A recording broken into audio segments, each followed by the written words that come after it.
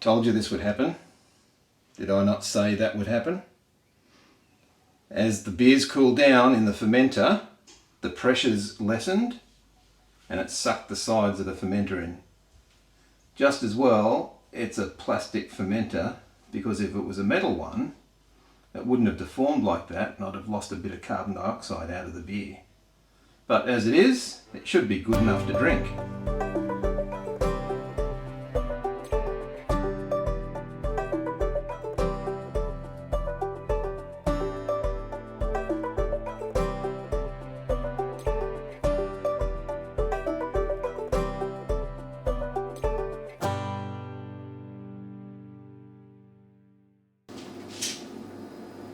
There's not enough room in here to swing a dead cat or a dead dog, so you watch out. So it's going to be a little bit cramped, this video, but what I'm going to do is show you how to transfer out of your fermenter, a pressure fermenter, into your keg. And I really do recommend, as soon as you can get set up with kegs, do it, because it saves a lot of time, a lot of bother, a lot of cleaning, and a lot of, how shall we say, mishaps. Sometimes they're called bottle bombs, where you accidentally over ferment in the bottle and the pressure builds up and bang. You don't want them. As soon as you can get into kegs, do it, because it's definitely worth the investment and it's a lot easier. As I said, we're going to transfer the beer, finished fermenting, out of this fermenter into this keg. The process is pretty simple.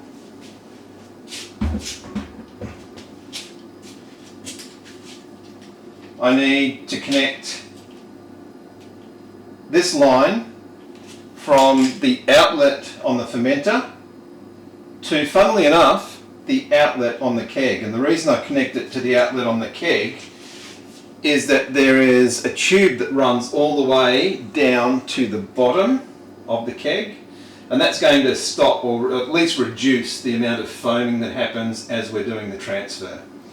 The other thing that I want is to transfer as slowly as I can, because the slower we transfer, the less foaming we get. The other thing that I need to do is put this breather tube on the input from the keg. And what that does is, as we're transferring beer in, it lets the air escape. Now this keg has been cleaned, it's been sanitized, and it's been purged of all the air. The way that I purge the keg of all the air, once I put it all back together, is I connect a gas bottle to the inlet, and I just pull up on this little pressure relief valve, just in short bursts like that. And because carbon dioxide is heavier than air, it sinks down to the bottom and it pushes all the air up and out of the keg. So that's a great tip. You want to get all the air out of your keg before you start doing the transfer, because air interacting with beer tends to oxidize it, and it gives it a flavour that you don't really want. I once heard it described, and I have to agree with it, it tastes like a wet dog smells. And you don't want that in your beer. So what we do is we're going to take this and attach it to the outlet over here.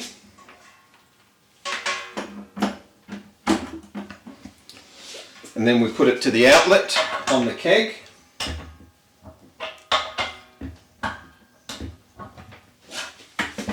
The pressure in the keg is making it difficult. I might let some of that pressure out just to make it a little easier for myself.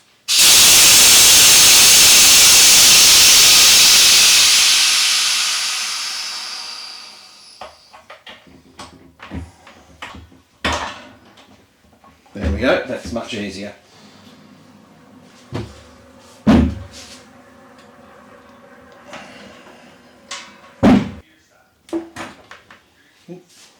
I've also taken the pressure gauge off the input to the fermenter. I'll just put that over here. And now I get my CO2 bottle and I connect this to the input of the fermenter. And as you can see, you hear, may not have heard that, but a little bit of CO2 just went into the fermenter. And there it is. Now what I want to do is turn that down a little. I want to run this at around about what they call serving pressure. So for me that's around about 8 to 10 psi. Now it's going to take longer. I could switch that up, I could turn that right up and push that through really quickly, but like I said, I'm going to get a lot of foaming up in here running it quickly. So I just want it dialed down to let that air out slowly, to let the beer through slowly. And so the final step is putting our breather on.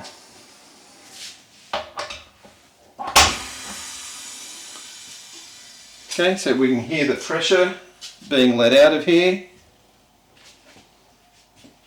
Now there's still a little bit of pressure running through our CO2 regulator there. And we just need to watch and make sure that that keeps going down.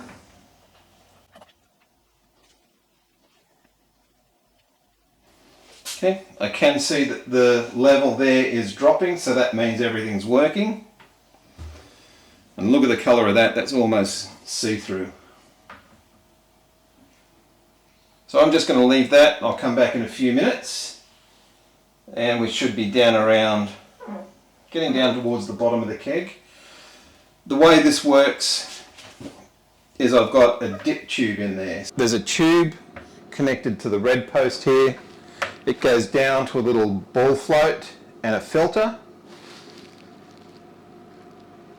And that sucks the beer into the tube. Well, it doesn't suck the beer into the tube, it's actually forced by the gas into the tube. As the pressure builds up, the beer is forced into the tube, up and around and into our keg, and then the pressure from the keg is let out through our breather. So we're already down to, well, it says 16 litres. I don't quite trust the measurements on here. So I'll be watching this keg. I can see from the condensation on the outside of the keg that we've filled up to this line here.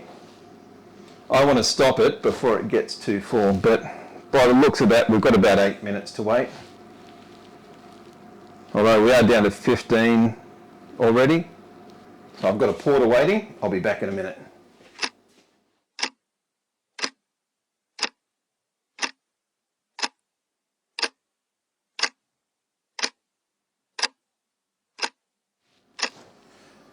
Time to check in. We're down to 9.5 litres left, so it says. And we're around about halfway up on the keg here. So a few minutes to go.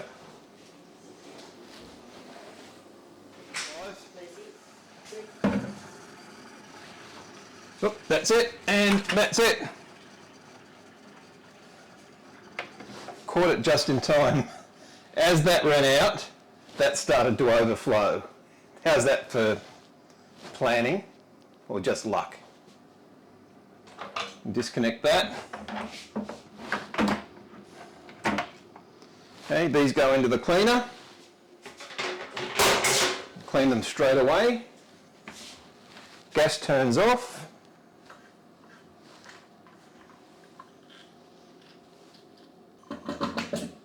There we go.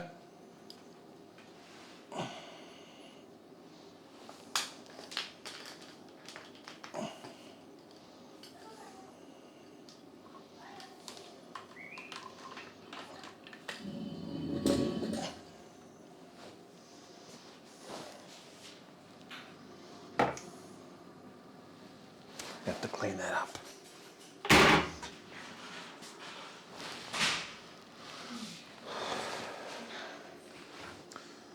I'll be back in a minute to taste that.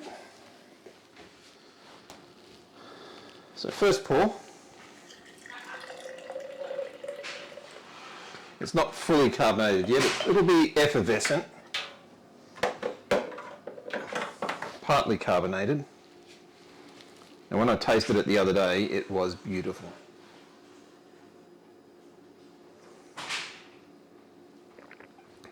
Oh wow. Come and have a taste. So it's not fully carbonated yet, it's only effervescent. Okay.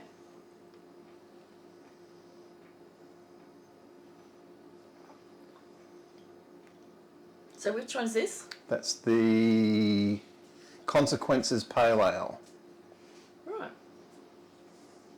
Oh, I've just been drinking porter, so taste buds are a little bit weird.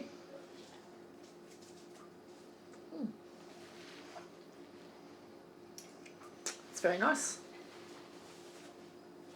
Thank you. You don't get that sweetness on the back of the tongue? Almost like a peachy flavour. Yeah. You do? Yeah. Yeah? Peach in it, yeah. Yeah? I'm going to enjoy this one.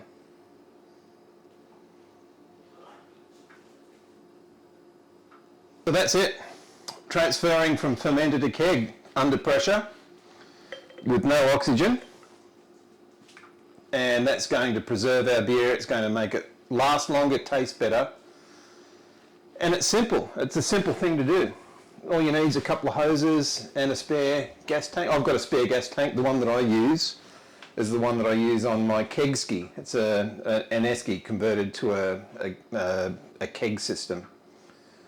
And that's the one that I take away with me because it's smaller than the one that I use on my kegerator. And I use it for just stuff around the house where I need to have a CO2 bottle, or around the backyard where I need to have a CO2 bottle, for things like this, for doing the transfers, for forced carbonating beers before they go into the kegerator. So I'm just going to let that sit here overnight. In the morning I'll move it out to the kegerator because I've got a spare slot in there at the moment.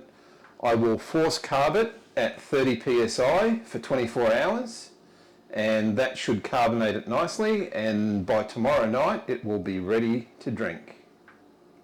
As we always ask, like, comment and subscribe because it helps the channel out.